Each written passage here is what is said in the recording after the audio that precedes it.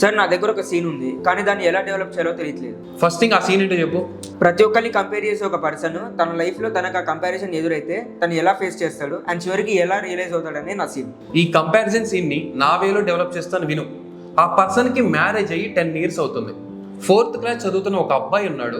Office నుంచి తను తిరిగి వచ్చిన తర్వాత ఆ ప్రోగ్రెస్ కార్డ్ తీసుకొని పక్కింటి వాళ్ళ అబ్బాయి ఇంత బాగా చదువుతున్నాడు, నువ్వెందుకు చదవలేకపోతున్నావని బ్లేమ్ చేస్తూ కంపేర్ చేస్తూ ఉంటాడు.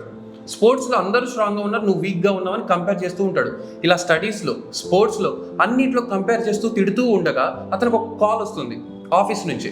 వాళ్ళ బాస్ చెప్తూ ఉంటాడు, అందరు ఎంప్లాయీస్ అంతా బాగా వర్క్ చేస్తున్నారు కదా, మీరెందుకు ప్రాజెక్ట్ని కంప్లీట్ చేయలేకపోతున్నారని తిడుతూ ఉంటాడు.